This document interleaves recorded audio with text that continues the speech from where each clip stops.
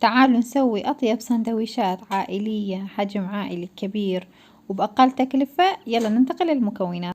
وهنا طبعا أول مكون عندنا هو الدجاج. طبعا أنا هنا عندي شايلة الدجاجة، يعني الصدر الدجاج، وباقي الدجاجة سلقتها ونتفتها مثل ما شايفين بهذا الشكل. طبعا صارت عندي بركة. هاي صينية متروسة. راح نخلي لها بهارات، أي نوع بهارات عندكم، بهارات دجاج وكركم شوية وشوية فلفل أسود حتى تنطيها يعني نكهة هيجي طيبة، بس يعني بهارات دجاج وشوية كركم وفلفل أسود. طبعا ملح خاليلها نحنا مما سلقناها. إذا تحبون تخلون بهارات برياني شوية هم تنطيها طعم طيب. طبعا ونخلطهم كلهم سوا. وهنا عندنا البطاطا قليناها وبعد مستمرين بالقلي. طبعا اللي ما يجرب هاي اللفات عمره خسارة. طبعا أطيب حتى من لفات السوق، يعني لفات كلش طيبة ومكوناتها يعني وطريقتها سهلة جدا وبسيطة جدا. هنا عندنا طم خيارتين، طماطاية، هنا عندنا كاتشب، عندنا هنا صمون اشتريناه جاهز. راح نسويه، تعرفون حجم عائلي كبير، فراح نسوي هاي. اخذنا 4 صمونات وراح نقصها من النص، وراح نسوي لفات طيبين ويشهون، ويعني حتى يصير حتى تسووهم للفطار إذا عندكم مناسبات، يعني كلش طيبة. هاي هنا أنا هيك راح أخلط البهارات ويا الدجاج بهاي الطريقة، حتى كل الدجاج ياخذ من البهارات حتى تنطيها طعم كلش طيب.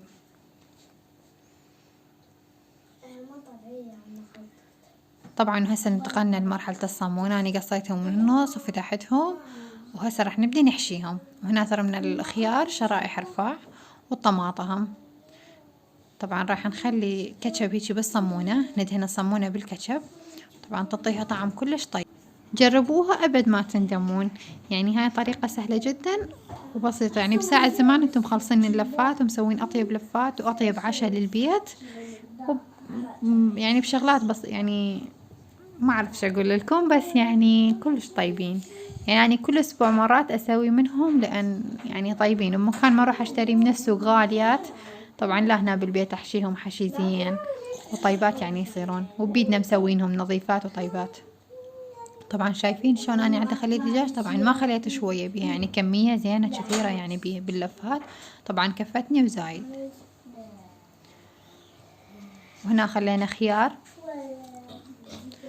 وراح نخلي البطاطا ونخلي الطماطة. هاي شايفين خلينا طماطة. طبعا يصيرون لفاتيش محشيات دبل عائليات، يعني حجم عائلي، يعني يشبعون، يعني تاكليش لفة تشبعين بيها.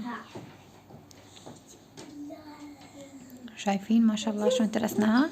فبالقوة راح نسدها. فأنا شو أسوي، أكبسهم بهاي الكابسة مالت التوست، حتى الجهاز، حتى شو تصير، حتى ما تطلع الحشوة يعني تقع لما واحد ياكلها، وتصير يعني تاكلوها هيك عادية، يعني بس تدوسون عليها زين حتى تكبس عندكم شوية.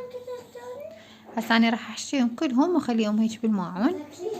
بعد ما راح أخليهم هيك بالماعون بعدين يعني نكبسهم حتى ما يبردون، حتى قبل من يرجعون من الشغل هم مكبوسين وحارين بس ناكل. ومستمرين بعد باللفات يعني نحشي بيهم. طبعا نخلي الكاتشب بهاي الطريقة وادهنها بيدي، يعني حتى كل الصمونة يصير بيها كاتشب حتى تصير طيبة كلش. حابة اني اعرف انتم من عاد تتابعوني، كتبولي بالتعليقات، يعني انطوني رأيكم، يعني أو اطلبوا مني فيديوهات يعني هيجي تكون حلوة، يعني اصور لكم هي، يعني ايش تقترحون عليا. طبعا مرات احيرش اصور، فاقول اقوم اصور لكم يومياتي، اقوم اصور لكم مثلا سويت اكلة او حلا شي. لان تعرفون واحد يحير مرات يعني شي يسوي، لان هاي هسه مدارس وروحة وجاية، فواحد ما عنده وقت يعني يصور ويصمم. فإذا عندكم اقتراحات اكتبوا لنا بالتعليقات اقتراحات شو تحبون نصور لكم. وهاي مثل ما شايفين اللفات شلون عاد احشيهم، يعني حشي كلش زين يعني. طبعا ما حشيت منها من قدام يعني زايد، حتى من ادوس عليها بالكابسة يعني حتى ما تطلع، بس داخلها يعني محشية كلش زين.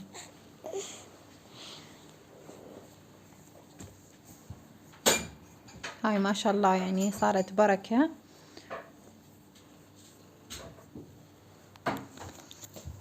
وبهاي الطريقة يا حلوين حد ما نكمل كل الكمية اللي عندنا من الصمون واللفة. طبعا يجوز طولت عليكم شوي الفيديو، بس هاي شايفين بعدنا. وهاي ما ظلت عندي كم لفة يعني اسويهم واخلص.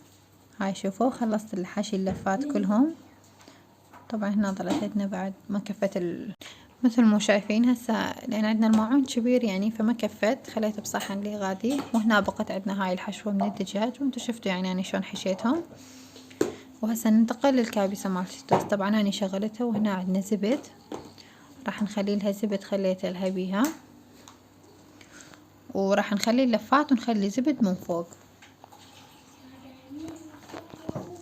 مثل ما شايفين. هاي نخلي اثنين اثنين ونكبسهم. هسه راح نخلي لهم زبد من فوق هيجي يصيرون شوية مقرمشين، وهيجي يعني طعم ما ادري حتى ما يقعون يعني من عندهم الحشوة، يعني من لما الواحد يمسكها وياكل يعني سك طيبة. هاي بهاي الطريقة نكبسهم، ندوس عليها كل شوي، ندوس شوي حتى يعني تنزل بعد. هاي بهذا الشكل. هاي الوجبة الثانية راح اخلص وارجع لكم. هاي هنا بعد ما رجعت لكم، بعد ما اني خلصت كل اللفات كبستهم، شايفين نعطيهم شكل يعني هيجي مو الكابسة بيها يعني هيجي زقزاق، فصير اللفة يعني كلش حلوة يعني تنطيها. طبعا هاي رشة بقدونس وياهم. ما شاء الله الاطفال رايدين ياكلون ما ينتظرون بعد. هسه راح نروح نتعشى احنا، واقولكم الى هنا بايات. وما تنسوني بلايك من عندكم، وتعليق من ايدكم الكريمة الحلوة، وتشجيع الي يعني حتى استمر يعني بعد فيديوهات احلى واحلى. يعني من اشوف تفاعلكم وياي هذا الشي يسعدني يعني هواي، انه اشوف تفاعلكم وياي هذا يشجعني حتى اصور فيديوهات احلى واحلى. باي.